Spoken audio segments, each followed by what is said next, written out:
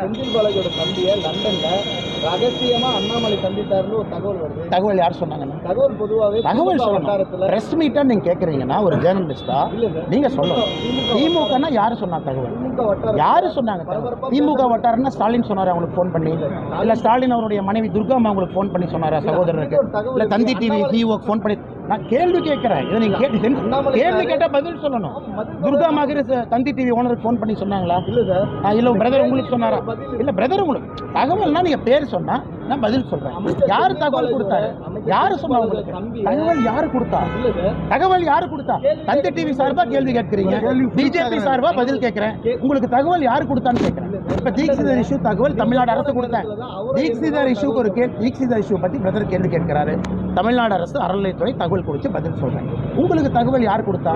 ஏன்னா நீங்க ஒரு நிமிஷம் ஒரு மாநில தலைவர்கிட்ட கேள்வி கேட்கும் பொழுது 8ஆம் கிளாஸ் படிக்கிற பையன் மாதிரி கேள்வி கேட்கல. சொல்றோம், நீங்க தந்தி நிறுவனத்துல ஒரு நிமிஷம் தந்தி நிறுவனத்துல பணிபுரியுது, அதுக்கு ஒரு பாரம்பரியம் இருக்கு சரிங்களா? ரோட்ல டீ குடிக்கிறவங்க மாதிரி கேள்வி கேட்கலாம். தகவல் சொன்னா யார் சொன்னா? இன்டெலிஜென்ஸ் கொடுத்தாங்களா? அன்பில் மகேஷ் பொய்யாமொழி கொடுத்தாங்களா? உதயநிதி ஸ்டாலின் தந்திக்கு ஃபோன் பண்ணி கொடுத்தாரா? யாரு தந்திக்கு ஃபோன் பண்ணி சொன்னா? யாரு உங்களுக்கு கொடுத்தா? யாரு கொடுத்தா? அதே கேள்வி நான் கேட்கிறேன். யாரு கேட்கிறா? யாரு கொடுத்தா? யாரு கொடுக்குறா? உங்களுக்கு இப்போ எங்கிருந்து வந்துச்சு?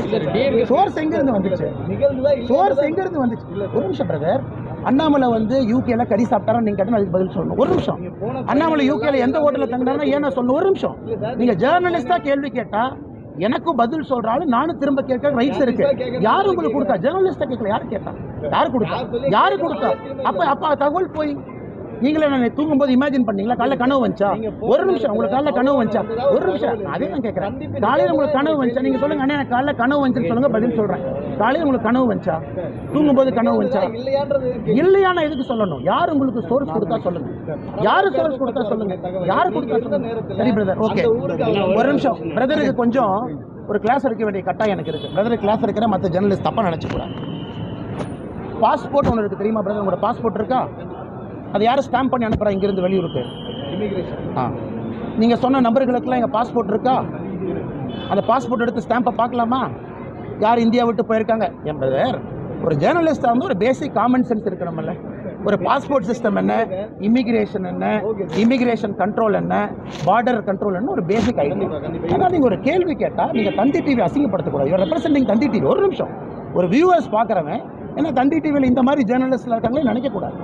when you represent a TV, uphold your TV. ஏங்க பிரதர், நீங்க கேட்ட கேள்வியில் என்ன நியாயம் இருக்கு? நீங்க சொல்லுங்க. இத்தனை பேர் ஜேர்னலிஸ்ட் இருக்காங்க. ஒரு நிமிஷம். கேட்ட கேள்வி நான் இருக்கு. எவ்வளவு சீரியஸா பேசிட்டு இருக்கோம். ஒரு நிமிஷம். அவர் எங்க இருக்காரு? நான் எங்க இருக்கேன்? பாஸ்போர்ட்டுங்கிறது என்ன, இமிகிரேஷன்ங்கிறது என்ன? ஒரு நிமிஷம்.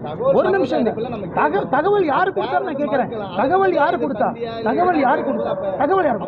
ஒரு நிமிஷம். நீங்க கேட்கிற கேள்வி முட்டாள்தனமா இல்லை. இதை யாராச்சும் ஒரு பார்க்குற ஒருத்தர் நல்ல கேள்வி நான் கேட்பானா? ஒரு நிமிஷம் பிரதர், ஒரு நிமிஷம். நீங்க என்ன கேள்வி கேட்குறீங்க? அதுக்கு ஒரு பேசிக் லாஜிக் இருக்கணும்ல. என்ன ஒரு பேசிக் உங்க கேள்விக்கு என்ன லாஜிக் இருக்கு? என்ன லாஜிக் இருக்கு அந்த கேள்வி? என்ன லாஜிக் இருக்கு? என்ன வாழ்க்கையில தவறு? சரி நான் சொல்றேன் அண்ணே, நேற்று காலையில நீங்க திமுக 1000 ரூபாய் பணம் வாங்கினீங்க. எனக்கு தகவல் வந்துச்சு. இல்லையா பொய்யான்னு சொல்லுங்க. நான் கேட்கிறேன் சொல்லுங்க. நேற்று இல்ல நீங்க கேட்கிற அதே கேள்வி கேட்கிறேன். திமுக காரன் நேற்று காலையில்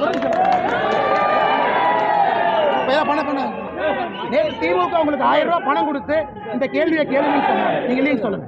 நீங்க இல்லைன்னு சொல்லுங்க. அதே மாதிரி அண்ணாமலை பார்த்திருப்பாங்க உங்களுக்கு தெரியுமா தெரியாதா? ஒரு நிமிஷம்.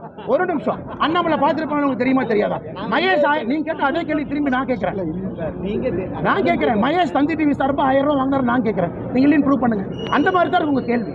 கேள்விக்கு ஒரு லாஜிக் இருக்கணும். கேள்விக்கு ஒரு பதில் இருக்கும். யாரு கோவப்படுறாங்க? முட்டாள்தனமான ஆர்குமெண்ட் கோவப்பட்டா இது அரசியல் இது நடக்கணும். நானே கை கட்டி நீங்க கேட்கிற கேள்விக்கெல்லாம் பதில் சொல்றதுக்கு வந்திருக்கேன்னா ஒரு மனிதனுக்கு அறச்சீற்றம் இருக்கணும். நீங்க என்ன வேணாலும் கேட்பீங்க, காமெடி மாதிரி நான் பதில் சொல்லி என்ன கை தட்டி மக்கள் சிரிக்கிறக்காங்க பிரஸ் மீட் பண்ணிட்டு இருக்கோம். Serious business. என்ன வேலையெல்லாம் வந்து பிரஸ் மீட் பண்ணிட்டு இருக்கமா? 16 மணி நேரம் ஃபிளைட்ல வந்து வேலையெல்லாம் பேசிட்டு இருக்கேன்னா பிரஸ் மீட் நான் கூப்பிட்டேன்னா உங்களுக்கு மரியாதை கொடுத்து நான் பிரஸ்ல பேசிட்டு இருக்கேன். கேள்வி மரியாதையா இருக்கணும் பிரதர். இந்த மாதிரிலாம் கேட்டீங்கன்னா திரும்ப என் பதிலும் அழகிரி. நீங்க உங்களுக்காக வந்து எல்லாம் கேட்கறீங்க, பதில் சொல்றேன். நீங்க லண்டன்ல போய் ஒருத்த பார்த்தீங்கன்னா நான் கேட்கிறேன் உங்களுக்கு தகவல் கொடுத்தது யார்? எங்களுக்காக நீங்க நின்னதெல்லாம் ஓகே. நீ கேள்வி இந்த மாதிரி கேட்டேன், பதில் அப்படித்தான் இருக்கு. நீ கேள்வி என்ன கேட்கறீங்க? What is the logic in asking?